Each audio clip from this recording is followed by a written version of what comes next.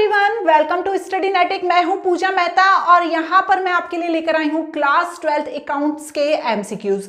ये एमसीक्यूज की मैं पूरी सीरीज लेकर आई हूं। यदि अभी तक आपने इससे प्रीवियस वीडियोस नहीं देखे हैं तो मेरी प्लेलिस्ट में चले जाना, क्लास 12th अकाउंट्स एमसीक्यूज की, वहां पर इन्हें देख लेना, क्योंकि आज जो मैं क्वेश्चन कराने वाली हूं वो क्वेश्चन नंबर 91 है।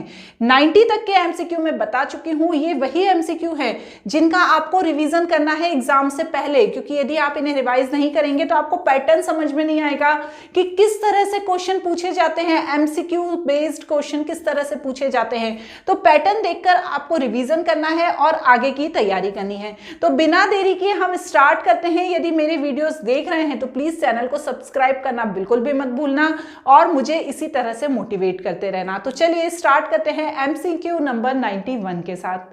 देखिए क्या कह रहा है ये MCQ. Seema and Tina are partner in a firm sharing profit and loss in the ratio is 3:2। यहाँ पर बता रहे हैं कि दो पार्टनर हैं, सीमा एंड टीना। अब ये जो अपना प्रॉफिट शेयरिंग कर रहे हैं ये 3:2 के रेशियो में कर रहे हैं। अब इन्होंने रीना को एडमिट करने का सोचा और उसे 1/5 शेयर प्रॉफिट का देने का सोचा। On that date workman compensation fund stood the balance of 50,000। जब रीना का एडमिशन हो रहा था उस समय जो वर्कमैन कंपनसेशन फंड था वो 50,000 का था और जो उसके लिए लाइबिलिटी थी, मतलब किसी ने यदि कंपनसेशन मांगा था तो वो कितना था, 20,000 का था, which is to be paid later in a year, जो बाद में पेड किया गया। What will be the general entry of the treatment of workman compensation fund on the admission of new partner of Reena. तो देखो बच्चों, हमने यदि इसे अच्छे से पढ़ा है तो हमें ये पता होगा कि जब भी किसी पार्टनर का एडमिशन होता है तो पुराने जितने भी रिजर्व होते हैं, जितने भी फंड होते हैं, उनका एडजस्टमेंट कर लेते हैं कौन, पुराने पार्टनर्स। तो यहां पर भी वही करेंगे, जो पुराने पार्टनर से नए पार्टनर के आने से पहले उसका एडजस्टमेंट कर लेंगे। तो अब जो फंड है वो 50,000 का है, उसके लिए लाइबिलिटी है, मतलब उसके लिए पेमेंट किसी ने मांगा होगा, क्लेम, वो 20,000 का है। लेकिन उसके बाद भी अभी 30,000 रुपीज बचे हुए हैं। तो इसके लिए 4 ऑप्शन दिए हैं और एंट्री पूछी है। अब क्या होगा, देखिए, क्या पहली एंट्री होगी? नहीं, ये गलत है, क्योंकि आपका क्लेम भी है 20,000 का। सेकेंड एंट्री है, इसमें आप बताइए जो फंड है, ठीक है ना, उसको आपने डेबिट कर दिया, लेकिन जो आपके क्लेम है, ठीक है ना, वो सेम है, लेकिन यहां पर रिवैल्यूएशन अकाउंट नहीं खुलेगा क्योंकि रिवैल्यूएशन अकाउंट की कोई बात ही नहीं है। जो थर्ड एंट्री है उन्हें भी हम देखेंगे, फोर्थ एंट्री तो बनती ही नहीं है। तो ध्यान से देखो, जो इसकी करेक्ट ऑप्शन होने वाला है सी, क्योंकि वर्कमैन कंपनसेशन फंड है 50,000 का, उसे डेबिट करेंगे। वर्कमैन कंपनसेशन क्लेम है 20,000 का, तो उसे हम क्लेम में डाल देंगे। और जो बचा हुआ 30,000 है उन्हें पार्टनर्स, जो उनका पुराना रेशो है, पुराने पार्टनर्स पुराने रेशो में आपस में अपने घर ले जाएंगे। फिर जब नया पार्टनर आएगा तो फिर से एक फंड बनाएंगे और फिर से जो भी प्रोसीजर होगा वो करेंगे। लेकिन जो पुराना फंड है उसे पुराने पार्टनर्स पुराने रेशो में ले लेंगे। यदि कोई क्लेम है तो क्लेम में वो डिपॉजिट कर देंगे। तो इसका सही ऑप्शन क्या है बच्चों? सी है। ठीक है, चलो। Which of the following transaction will improve the quick ratio? देखो यहां पर 4 ऑप्शन दिए हैं, छोटा सा थ्योरेटिकल क्वेश्चन है। 4 ऑप्शन दिए हैं। Purchase of inventory for cash, cash collected from debtors, sales of goods, none of these. तो ये पूछना है इनमें से कौन सा ट्रांजैक्शन क्विक रेशो को इंक्रीज करता है। तो जब हम कोई गुड्स को सेल करते हैं तो हमारा जो क्विक रेशो है वो इंक्रीज हो जाता है। कॉस्टिंग थी 10,000 की और हमने 50,000 में उसे बेच दिया, तो ये हमारा क्या हुआ, जो हमारा क्विक रेशो है वो इंक्रीज हो गया। तो इसका सही ऑप्शन है बच्चों C. Clear? From the following calculate current assets. तो देखो बच्चों, यहां पर ये सारी चीजें दी हुई हैं और 4 ऑप्शन दिए हैं। अब हमें क्या करना है, इसके लिए हमें करंट एसेट्स को, सिर्फ करंट एसेट्स को कैलकुलेट करना है। तो देखो पहले तो करंट एसेट्स में क्या क्या आता है, ध्यान दो। करंट एसेट्स क्या क्या आएगा, cash plus trade payable, payable हमारी एसेट्स नहीं है, उसके बाद इन्वेंट्री, उसके बाद ट्रेड रिसीवेबल,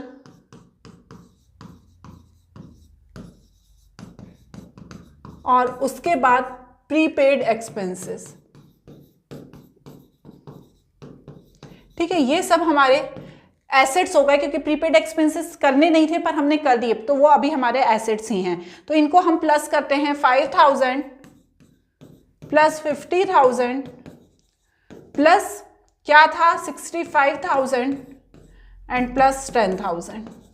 तो करो इनको प्लस 5,000 प्लस 50,000 प्लस 65,000 प्लस 10,000। तो यहाँ पर हमारे पास आ जाएगा 1,30,000 और हमारा जो करेक्ट ऑप्शन है इसमें बी है। ठीक है ना, कैलकुलेटर के बिना भी आप प्लस कर सकते हैं। ठीक है, चलो अब 94 असर्शन एंड रीजन। देखो आपने एक चीज नोट करी होगी, मैं जब भी आपको ये वीडियोस बनाती हूँ एक दो वीडियो के गैप में असर्शन एंड रीजन के क्वेश्चंस जरूर आते हैं। तो यहाँ पर भी देखो असर्शन एंड रीजन के क्वेश्चंस को रिवाइज अच्छे से करते रहना है। तो current ratio establish relationship between current assets and current liability, ये क्या दिया है, ये दिया है असर्शन। ठीक है, अब इसका रीजन क्या बोल रहे हैं, the objective of ratio to measure the ability of firm to meet the short term obligation as at when due without relying upon the realisation of inventory. तो देखो ए और आर में से क्या है सही, ये चार ऑप्शन जो दिए रहते हैं ऑलवेज असर्शन एंड रीजन के वो दिए हुए हैं। तो बच्चों ध्यान से देखो, current ratio establish relationship between current assets and current liability, तो ये तो बिल्कुल करेक्ट है। लेकिन जो रीजन दे रहे हैं कि जो ऑब्जेक्टिव है किसका, करंट रेशो का, वो फर्म के शॉर्ट टर्म ऑब्लिगेशन को पूरा करना है लेकिन without relying the realisation of inventory, मतलब इन्वेंट्री का ध्यान रखे बिना नहीं, इन्वेंट्री का ध्यान रखकर हमें अपनी शॉर्ट टर्म ऑब्लिगेशन को पूरा करता है कौन सा रेशो, करंट रेशो। तो इसका जो पहला ऑप्शन है वो है ट्रू और दूसरा ऑप्शन है रॉन्ग, फॉल्स। तो इसका सही ऑप्शन है ए। क्लियर, चलिए अब 95 लास्ट क्वेश्चन, 5 क्वेश्चन करते हैं हम एक वीडियो में, ज्यादा लेंथी वीडियो नहीं रखते। Paid 4,000 to acquire share in RV limited and receive dividend of 40,000 after acquisition, these transaction will result. तो 4 ऑप्शन दिए हैं, cash use to invest in activity 4 lakh, cash generate from financing activity 4,40,000, cash use to investing activity 3,60,000, cash generated from financing activity 3,60,000। तो देखो बच्चों यहाँ पर क्या हुआ है, ये जो 4 लाख है ना, वो आरवी लिमिटेड से एक्वायर हुए हैं, है ना, लेकिन जो डिविडेंड है 40,000 है, तो इसे हम माइनस कर देंगे।